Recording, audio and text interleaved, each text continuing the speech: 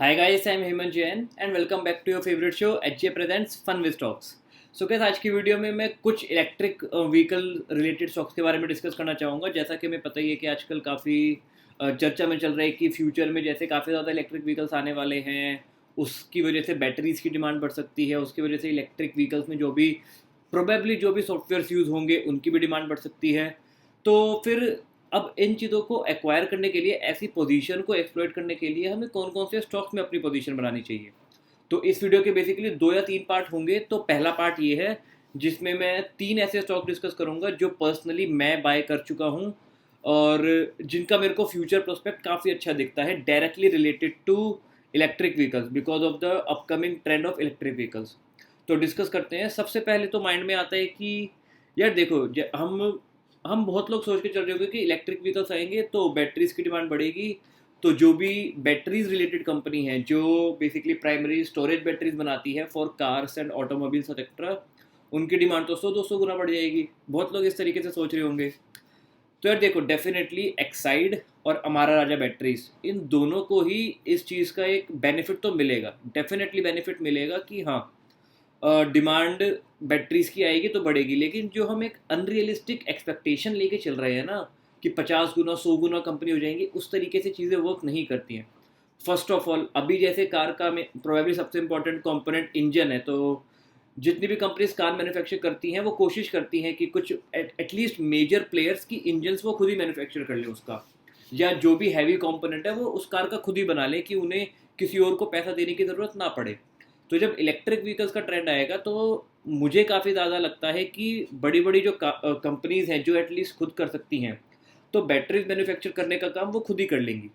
लेकिन जो छोटे ई रिक्शा रिलेटेड मैन्युफैक्चरर्स हो गए या जो छोटे टू व्हीलर्स मैन्युफैक्चरर्स हो गए, उनके लिए ये पॉसिबल नहीं होगा।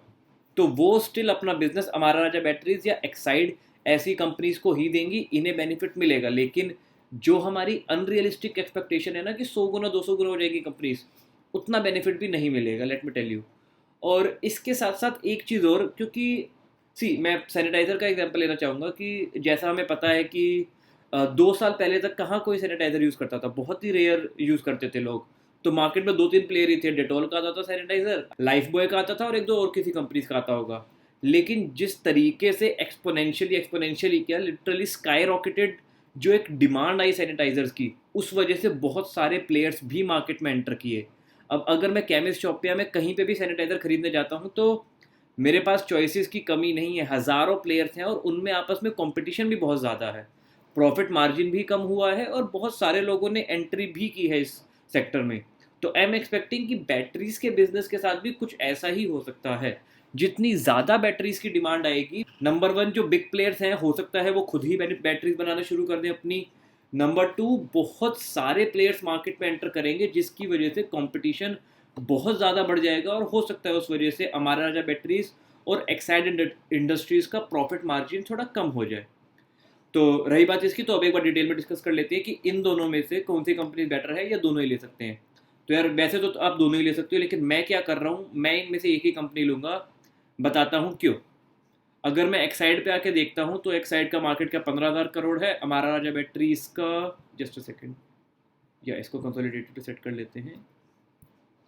या हमारा राजा बैटरीज का 12,000 करोड़ है, एक्साइड थोड़ी सी बड़ी है।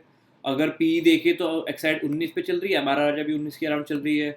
अगर आर वैल्यूज देखी जाए, इनको मैं ज़्यादा इंपॉर्टेंस देता हूँ बिकॉज ये कंपनी की एफिशिएंसी को दर्शाती है कि कंपनी कितने अच्छे से पैसा कमा पा रही है। तो एक्साइड की है सिर्फ 16.8%, बट हमारा राजा बैटरीज की 22.1% है। Similarly return on equities Exide की 11.1% है एंड हमारा राजा बैटरीज की 16.4% है। और अगर डेट की बात की जाए तो हमारा राजा बैटरीज पे डेट सिर्फ 2% डेट है और एक्साइड पे ये 7% है। तो for all those reasons clearly यहाँ पे मेरे को विनर दिखता है हमारा राजा बैटरीज। तो मैं एक्साइड में पैसा अपना इन्वेस्ट नहीं कर रहा हूँ, लेकिन आप अगर करना चाहो, अगर आपको हमारा राजा बैटरीज पे भरोसा ना हो तो आप दोनों में कर सकते हो या सिर्फ एक्साइड में भी कर सकते हो। लेकिन मैं एक्साइड को अपनी लिस्ट से हटा रहा हूँ, मैं सिर्फ हमारा राजा बैटरीज में ही इन्वेस्ट करने वाला हूँ। थोड़ा सा कर चुका हूँ, थोड़ा सा और करूँगा शायद। तो इसके फंडामेंटल्स की मैं एक डिटेल वीडियो ऑलरेडी बना चुका हूँ, तो आप वो जाके चेकआउट कर सकते हैं। लेकिन अगर ऊपर से मैं एक हल्का सा आपको दिखाना चाहूँ तो सेल्स ऑल टाइम हाई पे है, एक्सपेंस ऑल टाइम हाई पे है, नेट प्रॉफिट कंसिस्टेंटली इंक्रीज कर रहे हैं और ऑल टाइम हाई के बहुत ही क्लोज है। और अगर ईयरली लेवल पे देखा जाए तो कंसिस्टेंटली एक अच्छा खासा इंक्रीमेंट है। यहाँ पे रिसेंटली हल्का सा रिड्यूस हुआ है, that is because of pandemic. यहाँ पे हमें दिख रहा है कि जून में कुछ खास कमाई नहीं हुई है। तो अगर अब मैं आके एक बार चार्ट पैटर्न में आपको दिखाना चाहूँ तो इसमें पहले भी एनालिसिस वीडियो बना चुका हूँ। फाइनेंशियल सारे ऑल टाइम हाई पे है, प्राइस भी ऑल टाइम हाई पे जाएगा। तो जिस प्राइस पे तब मैंने वीडियो बनाई थी तब 40% का पोटेंशियल था, उसके बाद से प्राइस थोड़ा सा नीचे आ गया है, तो यहाँ से 50% का पोटेंशियल है। आप चाहे तो खरीद सकते हैं। शॉर्ट टर्म के लिए तो 50% है ही, और लॉन्ग टर्म के लिए तो कई गुना हो सकती है, 5 गुना 10 गुना टाइप हो सकती है आने वाले 5-6 सालों में। तो ये तो होगी बैटरीज की बात। अब इसके अलावा जो भी कंपनीज कार बनाएंगी या बाइक्स बनाएंगी उनका बिजनेस भी बढ़ेगा, डेफिनेटली बढ़ेगा यार। तो उसके लिए आ जाते हैं हम हीरो मोटोकॉर्प पे। हीरो मोटोकॉर्प में अगर न्यूज़ में सर्च करना चाहूँ, आपको दिखाना चाहूँ, वैसे मैंने अपनी इस पर पहले भी एक वीडियो बनाई हुई है जिसमें मैंने मेंशन किया हुआ है कि हीरो मोटोकॉर्प भी अपने electric scooters, electric bikes etcetera launch कर रहा है। इनके कई सारी चीज़ें हैं। Hero MotoCorp to enter two wheeler space next year, Hero MotoCorp may launch electric car etcetera etcetera. तो ऐसी कई सारी न्यूज़ हैं। तो हीरो मोटोकॉर्प भी इस बिजनेस में घुसेगा और अच्छे से पैसे कमाएगा। तो उस पर्सपेक्टिव से देखा जाए तो, और कंपनी पे डेट ज़ीरो के बराबर है, कंपनी की return on capital employed, return on equity, सारी चीज़ें सही हैं। और पूरा भरोसा है मुझे हीरो मोटोकॉर्प जब भी घुसेगी अच्छा खासा पैसा कमाएगी, क्योंकि ये इंडिया में आई गेस मार्केट लीडर है टू व्हीलर्स सेगमेंट में। और अगेन अगर इसके मैं प्रॉफिट एंड लॉस स्टेटमेंट की बात करूँ तो sales all time high, operating profit close to all time high, recently थोड़ा सा कम हुआ है। नेट प्रॉफिट काफ़ी अच्छा है, ऑल टाइम हाई पे नहीं है लेकिन अच्छा है काफ़ी।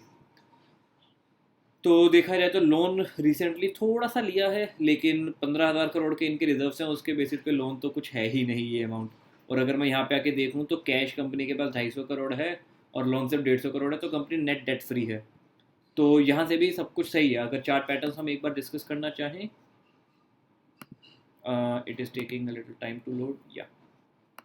तो financials exactly all time high पे नहीं है लेकिन close to all time high ही है। तो बहुत जल्दी ये ऑल टाइम हाई तो अपना बनाएगा ही, उसमें तो अच्छा खासा पोटेंशियल है ही। एक बार मार्क करके देखते हैं ऑल टाइम हाई तक जाने में कितना पोटेंशियल है। 23% का पोटेंशियल है सिर्फ, लेकिन लॉन्ग टर्म व्यू अगर हम 5 साल 10 साल के लिए वेट करें तो ईवी के ट्रेंड के साथ ये कंपनी काफ़ी ज़्यादा ग्रो कर सकती है। अब इसके अलावा हम एक कंपनी और डिस्कस करेंगे जो है महिंद्रा एंड महिंद्रा। अब इससे रिलेटेड मैं आपको न्यूज़ आर्टिकल भी कुछ कुछ दिखाना चाहूँगा, that Mahindra and Mahindra to invest 3,000 crore on electric vehicle business. So guys मैंने ये वाला आर्टिकल ओपन कर लिया है जिसमें मेंशन था कि Mahindra to invest ₹3,000 crore on electric vehicle business in the next 3 years. So well ज़्यादा हमें डिटेल में पढ़ने की ज़रूरत है नहीं, मतलब मैं पढ़ चुका हूँ, आप चाहे तो पढ़ सकते हैं। इसमें बस यही सब मेंशन कर रखा है। Mahindra earlier said that it was about to invest 9,000 crore in auto and farm sector for the next 5 years. etc. The company, which has set a goal of putting 5 lakh electric vehicles on India road by 2025, has already invested. Mahindra and Mahindra already 1700 crore रुपए invest कर चुके हैं इस business में। 500 करोड़ और invest करेगी R&D पे, और उसके अलावा भी पूरा जो है 3,000 करोड़ का टारगेट को अचीव करने के लिए और भी काफ़ी ज़्यादा इन्वेस्टमेंट चलती रहेंगी। तो this gives us a little bit confidence कि हाँ, महिंद्रा डेफिनेटली इस बिजनेस में आने वाली है और आएगी तो अच्छे से अर्न भी करेगी। तो गैस अगर हम यहाँ पे आके महिंद्रा एंड महिंद्रा के फाइनेंशियल को स्टडी करें तो कंपनी 53 के पी पर ट्रेड हो रही है। कंपनी की डेट टू इक्विटी रेशियो थोड़ी सी ज़्यादा है, यहाँ पे 1.43 है। मैं जनरली 0.5 से कम प्रेफर करता हूँ, बट ठीक है, आई गेस ये कंपनी मैनेज कर सकती है। स्टिल थोड़ा सा यहाँ पे कॉशियस रहने की ज़रूरत है कि हम बहुत ज़्यादा इन्वेस्ट ना करें इसमें। लेकिन एज अ होल अगर हमें ईवी सेक्टर में इलेक्ट्रिक व्हीकल्स की वजह से हम भी जितना इन्वेस्ट करना चाहते हैं तो इसमें भी एक डिसेंट इनफ पोर्शन असाइन किया जा सकता है। Although debt to equity ratio ये थोड़ी सी ज़्यादा है, दैट आई विल एग्री। और यहाँ पे आगे अगर मैं फाइनेंशियल्स की स्टडी करूँ तो कंपनी ने अच्छे खासे नेट प्रॉफिट पास में भी पोस्ट किए थे। रिसेंटली कंपनी को अदर इनकम में काफ़ी ज़्यादा लॉस शो करना पड़ा था, जिसकी वजह से नेट प्रॉफिट काफ़ी कम हुए थे। बिकॉज ऑफ विच यहाँ पे नेट प्रॉफिट सिर्फ 1,800 करोड़ रह गए थे। अगर ये 1,800 करोड़ ना होते, आई एम जस्ट सेइंग कि ये अगर पास जैसे 3,100 करोड़ 3,000 करोड़ के आसपास फिगर आ रही थी, अगर ये वैसी ही सिमिलर इनफ फिगर होती तो ये पी रेशियो हमारी 53 की नहीं होती। तो जिन्हें भी लग रहा है कि 53 ये तो ओवर प्राइज्ड है, तो ओवर प्राइज नहीं है। जो भी ये कुछ भी रिस्ट्रक्चरिंग कर रहे हैं, कुछ भी कर रहे हैं, जिस वजह से इनकी अदर इनकम जो एक कंसिस्टेंट इनफ मेंटेन थी 850 करोड़, 1000 करोड़, 500 करोड़, 600 करोड़, 700 करोड़, वो अब कुछ टाइम से नेगेटिव हो गई थी और रिसेंटली काफ़ी कम हो गई थी। तो जैसा कि आपने देखा है, जैसे ये फिगर मार्च क्वार्टर की काफ़ी स्टेबल आई है रिलेटिवली। तो अगर यही चीज़ें मेंटेन रहती हैं, अदर इनकम भी सिमिलर मेंटेन रहती है और सारी चीज़ें सेम रहती हैं, तो ये 1000 करोड़ का प्रॉफिट अगर लगातार 4 क्वार्टर आएगा तो अपने आप ये फिगर हमारी 2000 करोड़ से 4000 करोड़ पहुंच जाएगी। देन अगेन पी हमारा 20-25 के अराउंड ट्रेड करना स्टार्ट कर देगा। तो ये कंपनी ओवर प्राइस नहीं है, फेयरली वैल्यूड है। बस हमें इस चीज़ का ध्यान देने की ज़रूरत है कि इस कंपनी में अपने 5% से ज़्यादा हम एलोकेट ना करें, क्योंकि इस पर लोन बहुत ज़्यादा है। लोन ही एक बिजनेस का क्या कहते हैं, सबसे बड़ा दुश्मन होता है। तो लोन जितना कम हो कंपनी पे, मेरे अकॉर्डिंग तो उतना अच्छा है। लेकिन अगर कंपनी बहुत अच्छे से लेवरेज करके रिटर्न्स कमा पाती है तो थोड़ा बहुत लोन लेने में कोई बुराई नहीं है। लेकिन ये लोन सही में काफ़ी ज़्यादा है, तो उससे थोड़ा सा संभल के रहने की ज़रूरत है। और एक बार हम इसके ट्रेडिंग पे चार्ट पैटर्न्स को देख लेते हैं। बाकी चार्ट पैटर्न्स अगर मैं यहाँ पे ही लगा के आपको दिखाऊं मैक्स पे करके, तो company near to all time high है।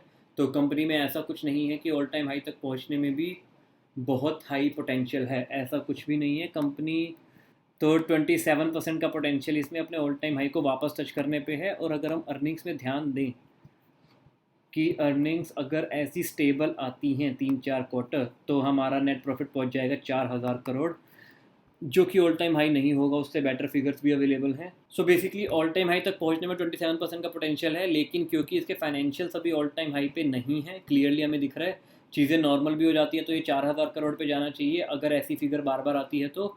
लेकिन पहले इसके काफ़ी अच्छे फाइनेंशियल्स रहे हैं। तो मैं ये नहीं बोल रहा हूँ कि स्टॉक अभी ऑल टाइम हाई पे जाएगा, लेकिन इलेक्ट्रिक व्हीकल्स का जो ट्रेंड चलने वाला है उसमें इस कंपनी को डेफिनेटली एक बेनिफिट मिलेगा। तो 5 साल या 10 साल टाइप के होराइजन को कंसीडर करते हुए हम इन 3 कंपनी में इन्वेस्टमेंट कर सकते हैं। Those 3 companies are Mahindra and Mahindra, Amara Raja batteries and Hero MotoCorp. So that's it from my side guys. अगर आपको वीडियो अच्छी लगी हो तो लाइक ज़रूर करना, that would indicate to me that my content is being appreciated. और मैं ऐसे आगे कई सारी वीडियोज़ लाऊंगा। और अगर आप कमेंट में thank you for this video लिखोगे तो मेरे को बहुत अच्छा लगेगा। एट द सेम टाइम इसका next week Wednesday morning part 2 भी आएगा। तो उस पार्ट 2 में मैं अगेन ईवी से रिलेटेड 2-3 कंपनीज और डिस्कस करूँगा। तो चैनल को आप सब्सक्राइब कर लीजिए और ऐसी कई सारी वीडियोस चैनल पे अवेलेबल हैं, आप जाके देखिए। Thank you guys, take care and stay safe.